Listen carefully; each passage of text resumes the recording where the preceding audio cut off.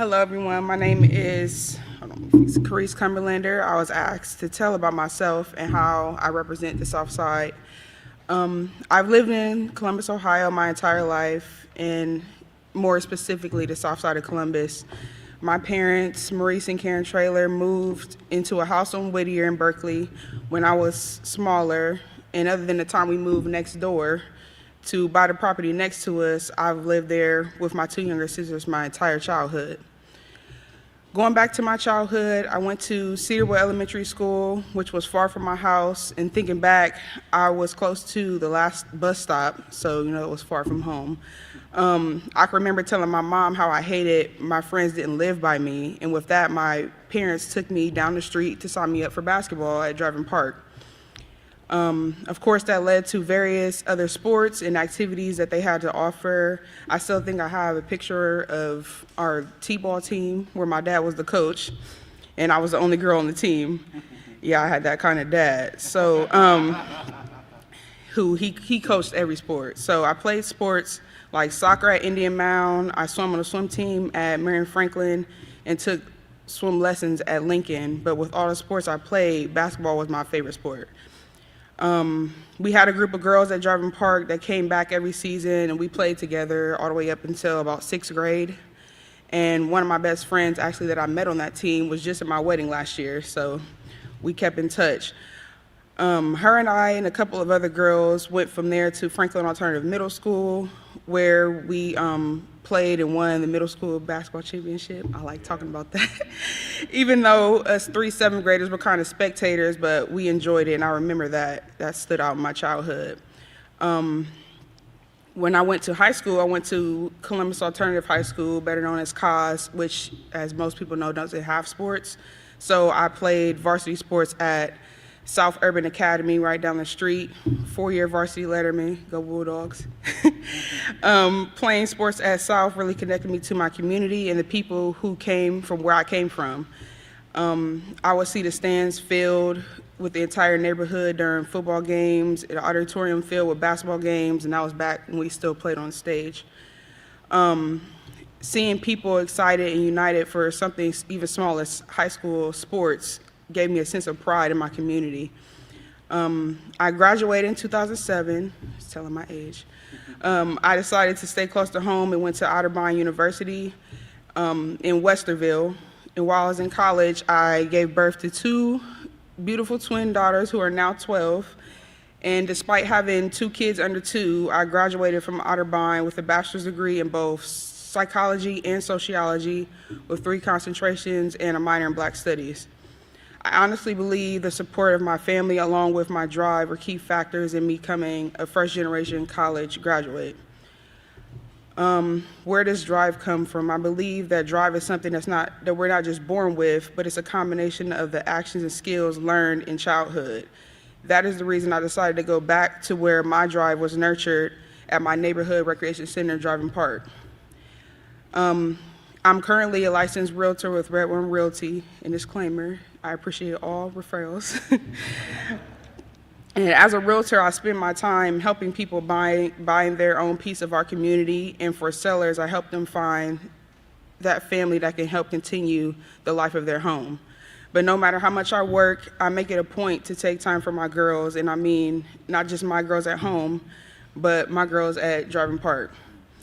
I currently coach softball, basketball, swim team, and I run a volleyball clinic at Driving Park. And even though my children, who I must name or they were going to hurt me, I have twin 12-year-olds, Chaylia and Kalia, a 6-year-old diva named Jalia, and a 2-year-old baby boy, Chaz Jr., and my 36-year-old husband. That was a joke, sorry. But even though they keep me busy, along with the obstacles of being a small business owner, I believe the work that we do is important. I do this because there are so many girls who have the potential to be great, and I want to make sure that I've done all that I can to catch them at that age where these lessons are learned easy. There are so many life lessons that can be learned from just showing up at practices and games 2 times a week, and so many from winning and even losing with the girls who have become your extended family. And many more that I could name. I just want to give these girls an opportunity to develop their drive that was instilled in me by my parents and the community when I grew up.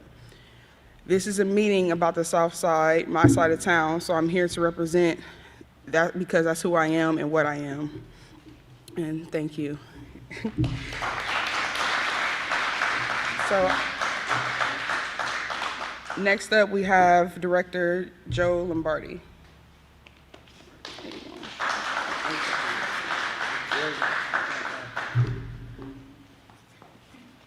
Thank you, Carice. Other than going to Otterbein, yours was a very great speech. I went to Capitol, so wanted to make sure I threw that out there. And I was from the West Side, so we'll just go ahead and we'll be friends. Well, good morning, everyone. My name is Joe Lombardi. I'm the Director of Finance and Management for the City of Columbus. And today I wanted to give you an overview of how we got to this point in our operating budget.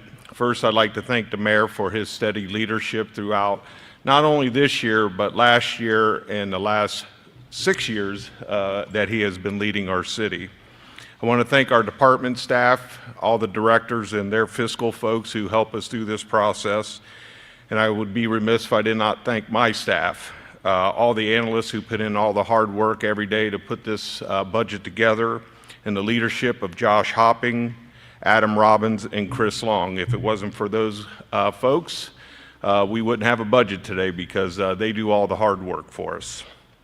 The operating budget is about people, programs, and services, and funds the day-to-day operations of the city. It doesn't start 2 weeks ago. It doesn't start yesterday. It started in May. When the budget process begins, we send a target budget to our departments, and they are due back to us usually by August. In September, the departments meet with the finance and management team to review the budget proposals and make any adjustments. The summary of those discussions are then taken up with the mayor's office, and we discuss and review those budgets and ask for approval of the programs and services that they are being proposed. In October, the city auditor will provide the office with revenue estimates for the current year and for the upcoming fiscal year. By city charter, the mayor must submit a balanced budget. Once the official estimate is given to us, there are additional budget adjustments that are made by the departments and by the mayor's office. The finalized budget for submission to City Council is due today, November 15th, and that is by charter requirement. During the months of November through February, Council will review the budget and will hold several public hearings. At that time, you will hear more specifics from each of the departments. The budget is typically then passed in February. Just some of the highlights that go into the budget. The income tax is 79% of our revenue. The mayor will talk about how remote work could affect the future income tax collections of the city of Columbus in his talking points today. The budget is a combination of revenue projections, carryover dollars, which include any additional dollars we may get in 2021 over the estimate of the city auditor, and the transfers. The total general fund budget for 2022 is $1 billion. The rainy day fund, which is estimated by the end of 2022, is $89.6 million. The goal was to be $90 million by 2024. We are ahead of schedule, and that we can all be proud of. My staff has flash drives containing the entire 2022 operating budget and will be available after this press conference. The entire budget can be reviewed online at www.columbus.gov/2022 budget. That's all one word. That concludes my brief remarks, and thank you again for being here today. It is now my pleasure to introduce our mayor, Mayor Andrew J. Ginther. Thank you.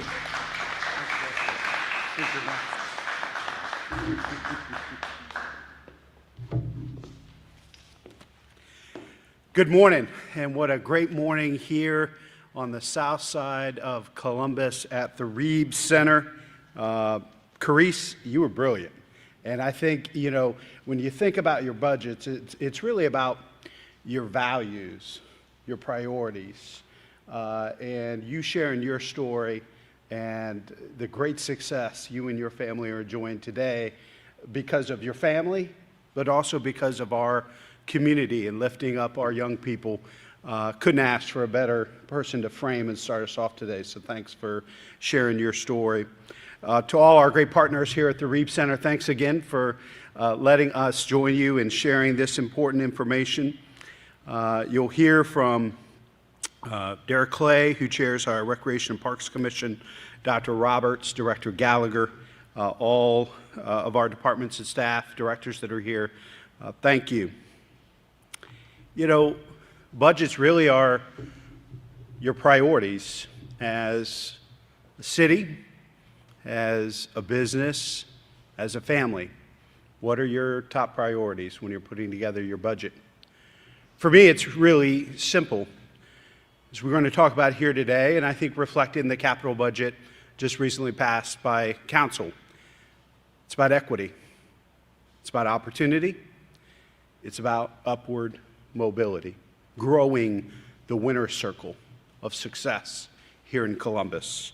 And as always, the top three priorities are neighborhoods, neighborhoods, neighborhoods.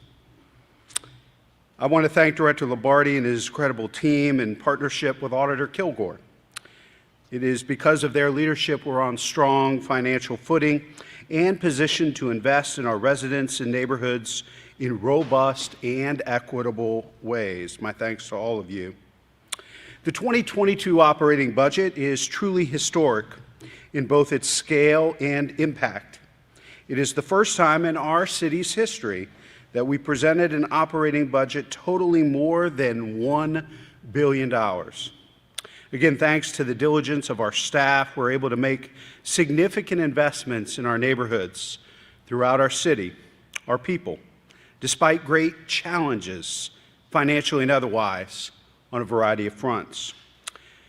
Because of the erratic economic activity resulting from the pandemic, plus remote work legislation pending in the Ohio General Assembly, which would drastically diminish municipal income tax revenues, we do not have the benefit of a level or even a predictable playing field at this time. These and other factors have conspired to erase 2 years of economic growth, even some of the most robust that we've seen in our city's history. Great partnerships around economic development and job creation. We see this reflected in our city's revenue estimates, which are comparable to 2019 levels at a time when we're being called upon to do even more to help our neighbors who are suffering as a result of this global pandemic and the economic fallout associated with it. We must do better in the wake of unprecedented adversity in the light of tremendous population growth.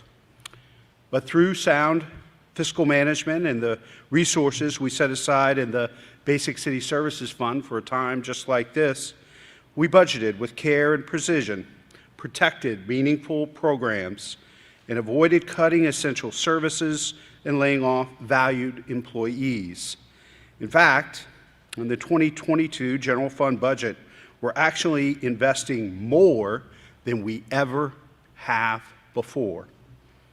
At the same time, and on a parallel track, we have leveraged the vast majority of this city's federal stimulus dollars, nearly $140 million, to support the immediate needs facing our neighbors: affordable housing, rental assistance, utility assistance, childcare, summer programming for our youth, and more. Take childcare, for example. Right around the corner, down the hall, there's some amazing work with young people taking place here at the Reeb Center. This budget helps to support that work through Early Start. And we announced just outside at the playground a few weeks ago, $3.9 million in funding for the American Rescue Plan for new initiatives that help parents return to the workforce and address crippling labor shortages in the industry, which is actually holding back our economic growth as a region, a direct correlation between child care, job creation, and economic growth. Though significant, these efforts are simply a start, and this operating budget is our vehicle to build upon our progress and tackle the vast but vital work that still lies ahead. How will we realize our goals and aspirations? We touched on childcare, so let's talk about pre-K. We know that high-quality, early childhood education is vital for young people to be ready for kindergarten and to thrive in elementary school and beyond. Options for this education have been limited on the Hilltop, which is why the Hilltop Early Learning Center has been such a critical public-private partnership. We broke ground late last year, and the center is well on its way to opening its doors to the children and families of the Hilltop. My proposed operating budget includes more than $2 million for programming and operations, ensuring it is well equipped to support families and empower young minds. Equity, opportunity, upward mobility. We're also in full support of the Columbus Promise announced in partnership with President Hardin just last week that gives every graduating senior from Columbus City Schools the opportunity to attend Columbus State Community College tuition-free and with additional support for other expenses. This is a game changer. Not only does it help Columbus City School graduates earn more money, build wealth to pass on to their children into the future. Our incredible city departments use collaboration and innovation to help Columbus be the very best we can be. Last week, for example, we announced more than $660 million for the Department of Public Safety, including dollars for additional police and fire recruit classes, as well as funding to implement the updated comprehensive neighborhood safety strategy. From expanding safe streets, bike, and foot patrols, to growing our alternative response teams and 911 dispatch, to launching youth athletic leagues and mental wellness resources for our first responders, we're embracing fresh ideas and supporting proven solutions to promote safety and well-being all across our city, while establishing and changing the important relationship and building bonds of trust and understanding between residents and our public safety forces. Thriving neighborhoods is what makes Columbus so special, but illegal dumpers mar these communities. I remain committed to holding them accountable for their actions. Since 2019, when we introduced the Clean Neighborhoods program, more than 120 people have been charged with illegal dumping in our neighborhoods. But it's not enough to simply charge those responsible. We must invest in keeping our community, our neighborhoods, clean. Because of the pandemic, more people are working at home, and last year many of our children were at home learning as well. So there has been far greater demand for residential trash collection in our neighborhoods. Coupled with the task of cleaning up after illegal dumping, the needs of refuse collection have grown, and we are growing with it. With this budget, we're investing in more refuse equipment and more personnel to take more trash collection sweeps in our neighborhoods. Regardless of what part of town I'm in, this remains a top priority for our residents, and we're responding to the demands for more services, basic city services, high-quality services in our neighborhoods. In a few moments, Public Service Director Jennifer Gallagher will detail these historic investments.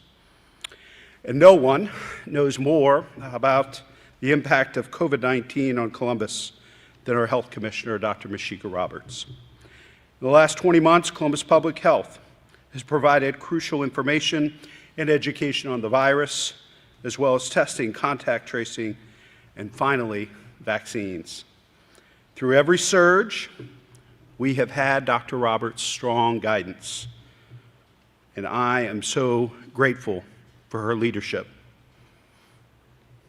But the fight against the pandemic isn't the only thing that Columbus Public Health does to keep our community healthy and safe. In a few minutes, Dr. Roberts will talk about the investments from this budget in trauma-informed care and other crime prevention initiatives the department has undertaken. as well as the continued work on racism as a public health crisis. The pandemic laid bare the disparities in our community, and we continue this vital work to close these gaps and create a more equitable city for everyone. Meanwhile, Recreation and Parks Department is working diligently across the community to offer ample outlets for education, activity, and enrichment, no matter your age or your interests. But Rec and Parks is much more than community centers or park space. And I think, Chris said it best this morning, it's really about those relationships and the impact that our staff, volunteers, have on our young people.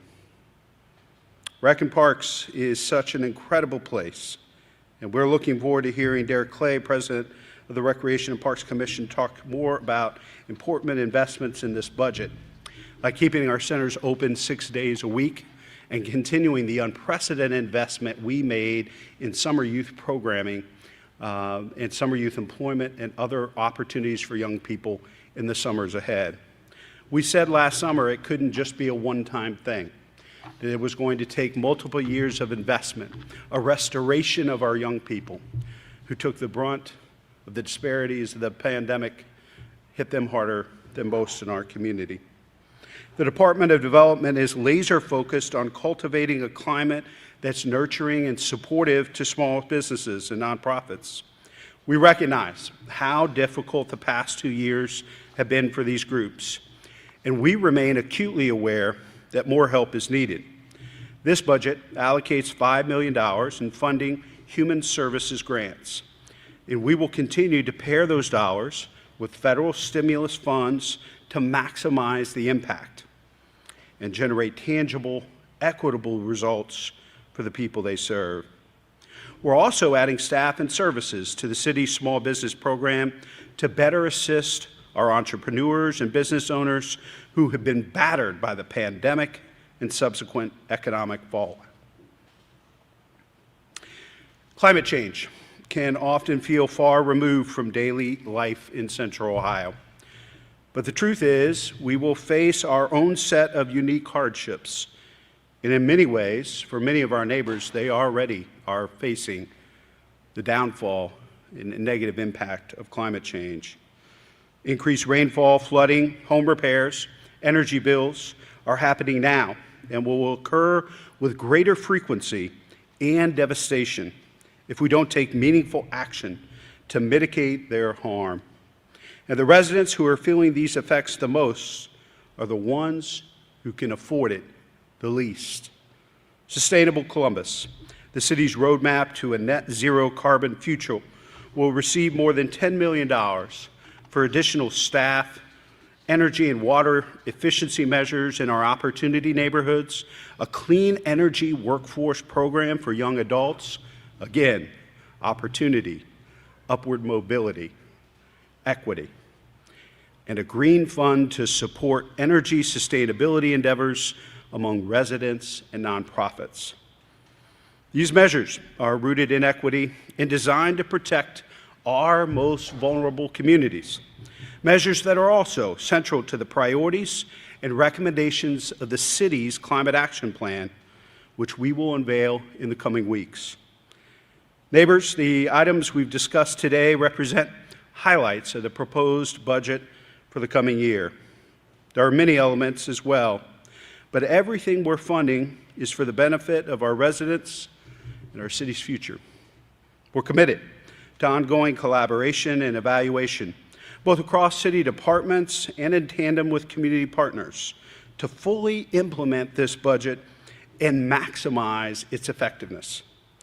And we're committed to doing everything we can to foster a sustainable and equitable future while still instilling a great sense of normalcy and stability for everyone who calls Columbus home. To talk more about our investments in public service, specifically the health and safety and quality of life in Columbus neighborhoods, it's my pleasure to introduce Director Jennifer Gallagher.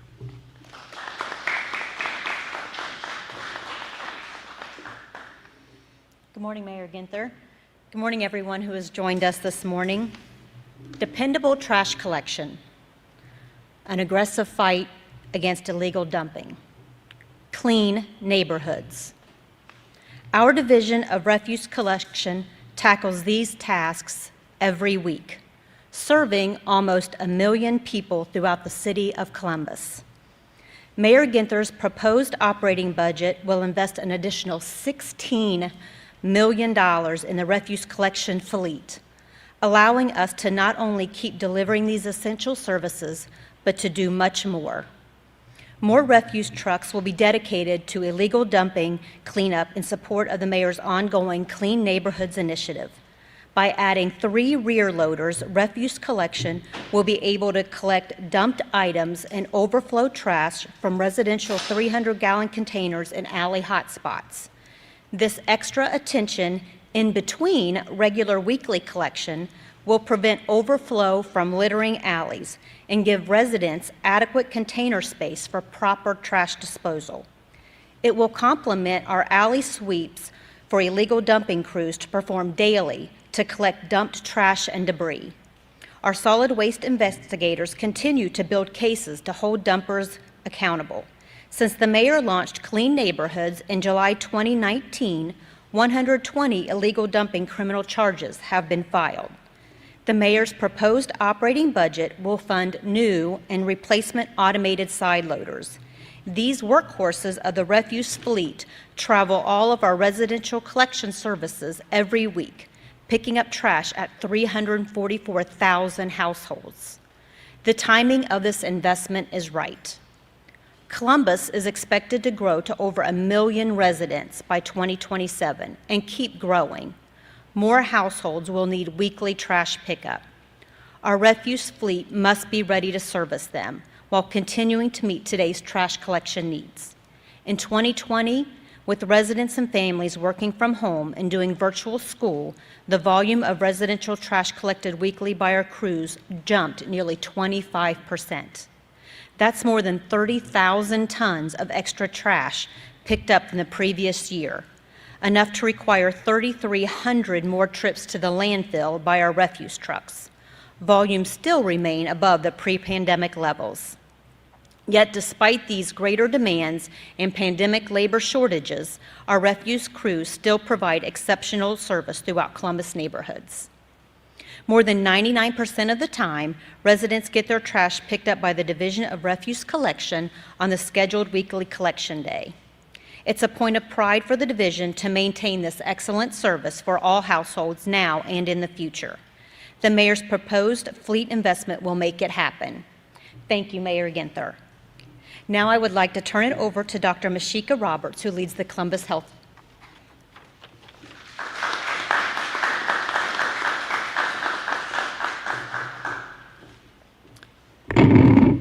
Good morning, everyone. Thank you so much, Director Gallagher, and Mayor Ginther, thank you for all of your support and leadership. As you all know, Columbus Public Health has played a lead role in protecting the health and safety of our residents during the COVID-19 pandemic. It's hard to believe that we're over 20 months into this pandemic and our response. Our all-hands-on-deck response has been costly, and it continues to have a tremendous impact on the work at Columbus Public Health.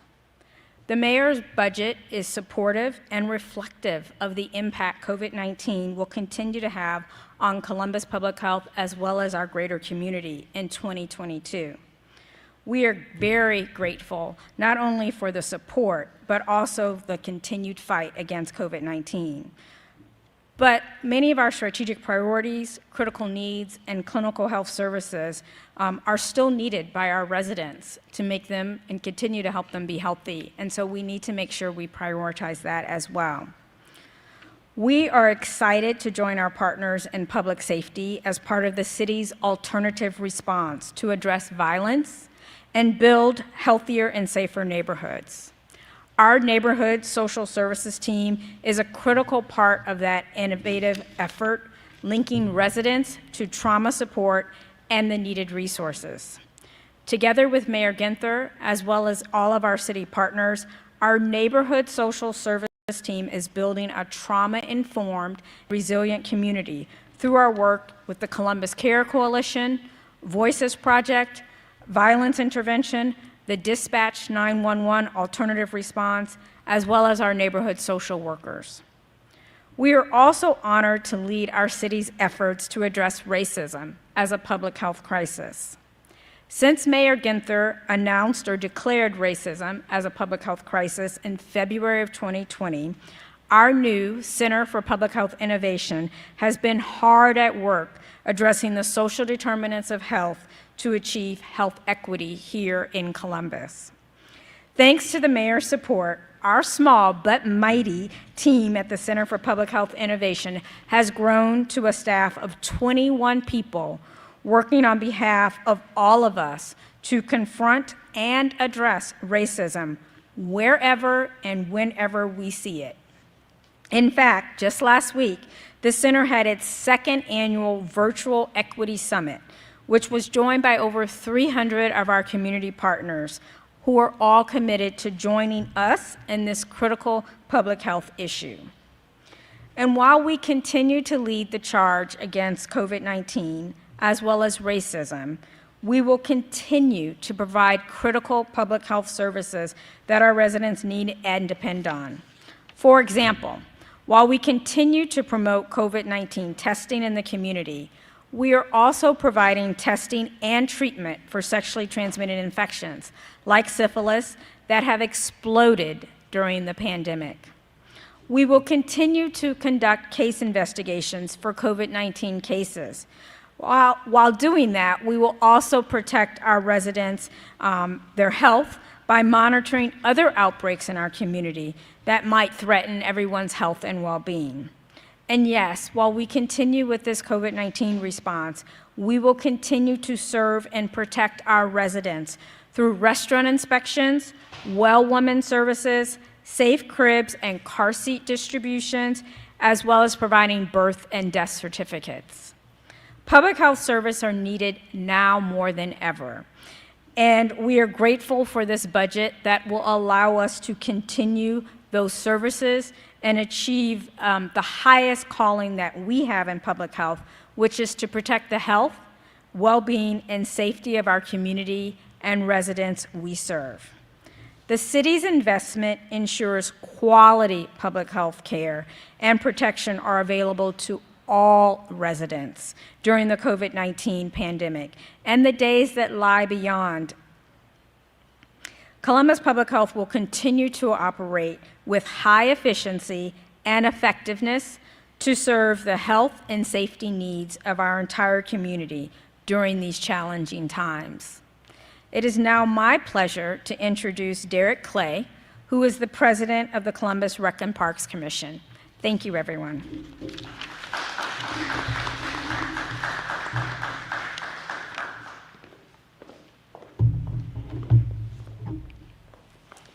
Thank you, Dr. Roberts, for your tremendous leadership. And Mayor Ginther, thank you for your leadership as well. We certainly appreciate you here in the city. Again, my name is Derrick Clay. I'm the president of the Columbus Recreation and Parks Commission. And on behalf of our commissioners, our interim director, Rakowski, we want to thank you for being here this morning. You know, the Recreation and Parks Commission's mission is to connect our people through the power of nature, wellness, and creativity. And when you think about our park system, which is over 400 parks, we have close to 30 recreation centers, we have 230 miles of trail for our residents to enjoy. You know, people they exercise at our parks. They walk their dogs at our parks. They even fall in love at our parks. So it is essential that we are doing everything in our power to keep our parks safe for all of our residents. So as a part of the investment that the city is going to be making on behalf of Recreation and Parks, $68,000 is going to be dedicated to upgrades to the Recreation and Parks security cameras. We want to make sure we're keeping our residents safe. Additional summer programming is going to be bumped up as well. There's going to be additional staffing to support event programs. We're going to dedicate $115,000 to that as well. And lastly, just some of the highlights of the Recreation and Parks budget. We're going to be keeping our recreation centers open a little longer. Right now, they're open 5 days a week. We're going to increase that to 6 days a week. And the city is dedicated to making sure that we have our recreation centers open for our youth, for our seniors, and anyone that wants to enjoy our beautiful recreation centers around the city. And $303,000 is going to be dedicated to that. So as we move forward with this budget, we are staying true to our mission. The mayor is staying true to the Recreation and Parks mission, and we thank him for his leadership and his dedicated dollars to make sure that this becomes a reality. So thank you very much, and I'm going to turn it back over to our mayor, Ginther.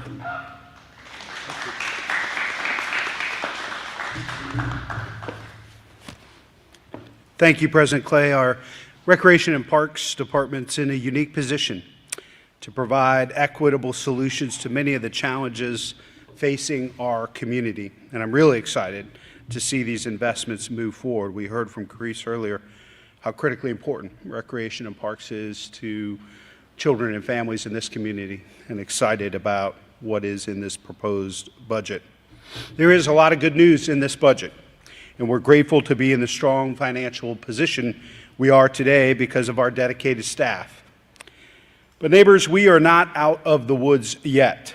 The pandemic lingers, ebbing and flowing in ways that influence the size and scale of our response, and by extension, the volume of resources needed to protect the health and safety of our community. We're also seeing the cost of goods rise as supply chain challenges affect timely, reliable access to materials in every industry across the country. And to complicate matters further, the state legislature is considering remote work policies that would redirect income tax revenues, particularly among Ohio's largest metropolitan areas. You heard Director Lombardi say earlier, 79% of our general fund budget comes from income tax revenue, the lifeblood for basic city services. Cities are the primary contributors of economic activity. Cities need long-term predictable revenue streams to provide essential services and to ensure an excellent quality of life for all of our residents. We want to be partners with the state. We are driving Ohio's economy in our metro areas around the state, and we need to work with them to figure out how we can continue to provide excellent basic city services as our cities continue to grow and thrive. We are cognizant of all of the developments and folding them into our plans, including this new operating budget. And we will remain vigilant as we work in neighborhoods across the city to improve lives, close disparity gaps, and open up opportunities for all of our residents. We'd be happy to answer any of your questions this morning. Mayor, will we see an income tax increase in terms of trying to cover the budget that is set before you? You know, that's not being contemplated at all at this time. We are investing $1 million into the rainy day fund to help us protect our AAA bond rating. We're one of the few big cities in the country that has AAA bond ratings from all three rating agencies. This Basic City Services Fund we created a few years ago for times like this. Nobody forecasted at that point or predicted a global pandemic and an economic fallout, remote work and those types of things. So, but we do have a longer term issue that we want to work with the state on addressing, and that is how can we ensure, as cities are creating and driving Ohio's economy, creating jobs and driving Ohio's economy, how do we make sure that we're continuing able to provide basic city services as we grow? Because there is no Ohio economy without Columbus's economy and cities across the state. Mr. Mayor, I don't know if this would be a question for you or for Mr. Clay, but I'm curious with the upgrades to the cameras at the parks, the $16,000 for that, are there details about which parks would get those cameras and how much of an upgrade it is, especially in light of what happened this past summer at Bicentennial Park? Well, there have been pretty significant investments. I'll let the chair speak if he'd like to, and we also have interim director Rakowski here as well to speak to specific sites. There have been major investments we've made in cameras at our parks and centers for years now, probably over the last 10 years, Director Rakowski. But I don't know if this 68,000 is specifically targeted at particular centers. Director, you want to take that, or Chair Clay? Come on up, Paul, so they near you. This investment is really to ensure that the cameras that we have in place are operational 100% of the time, or as close to that as we possibly can.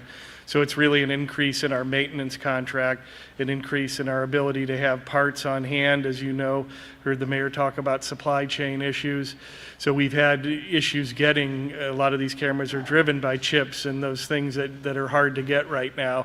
So this investment is going to take all of those cameras that we've added over the course of the last 5-10 years and make sure that those are operational and as much as we possibly can, and shoot for that 100%. We may never get there, but we're going to be as close to that as we can. Do you have a number how many cameras are not currently working? I don't have that right now, but I'll bet you it's very few of them that are not working at this point. There wasn't really, when we had that issue at Bicentennial Park, it really was less than probably 40 cameras or 50 cameras at that point. I don't have the exact number. A lot of those are just simply rebooting a server and are not equipment that's down. It's a complex system that relies on a lot of obviously wiring and fiber to get those images, and a lot of them record even when the camera is not open, but I don't have that number exactly right now. But I'll bet you it's less than probably 10, 15 cameras or site cameras that are out right now.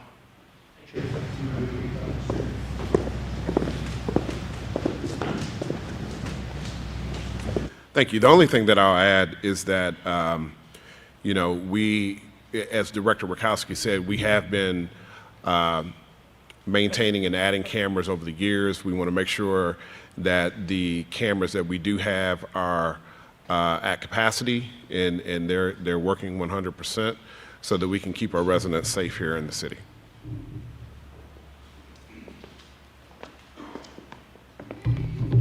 Is any revenue because of the COVID-19 pandemic, and if so, what kind of adjustments did you have to make? Yeah, you know, we haven't fully realized that yet, but through the Mayor's Alliance, we engaged a group that PFM that helped us take a look at the impact. And obviously the legislature allowed for retroactive refunds for 2021. We probably won't see the full impact of that probably until early next year. Is that right, Director Lombardi? But the issue is this: people pay income tax in this state of Ohio based not on where they live, but where they work. And so about half of the folks that work in the city live outside the city boundaries. So you could see how remote work could impact income tax revenue, which then would impact our general fund budgets in the future. So this is why the CARES Act dollars have been so important that helped us last year. That had to be spent specifically around our response to COVID, so health and safety and things directly connected to COVID. Also organizations that served our neighbors in need. And then the American Rescue Plan dollars have more flexibility, can be used for revenue replacement. But we really are hoping by coming up with a longer-term fix around income tax revenue in partnership with the state, that we could potentially use those ARPA resources to help make sure that our recovery is dynamic and inclusive. And that's why we've spent some of that money early on, on childcare, on summer youth employment and programming last summer. And we're hoping to use some of that to really focus on major issues that still exist out there. The digital divide that is real and exists and has been put before us in very glaring ways, both for young people and adults. And so making sure that we're able to focus on that and some other things that can really open up upward mobility for more residents moving forward. Yes? For the refuse services, are those new trucks and equipment, are those already happening right now? And if not, how long will that take for us to kind of see a difference? Director Gallagher, you want to speak to that? So thank you for that question. Yes, so several of those trucks have been on order, and we hope to have those in January. And then for some of the other trucks, it will take 12 to 18 months to get those trucks in.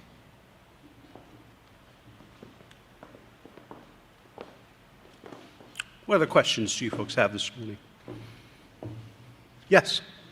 When it comes to, not to focus solely on rec and parks, but with the addition for the summer programming, we're already seeing in the city a number of criminal incidents involving youth on a repeated basis. In terms of this budget, when it comes to rec and parks, is there anything being done specifically for outreach to get kids more involved in these rec centers in the foreseeable future, as opposed to 6 months from now and when it's summer again? Yeah, there's ongoing programming taking place in our rec centers as we speak, after school and other programming that's taking place. It's why we believe so strongly in having those rec centers open 6 days a week as opposed to 5 days a week.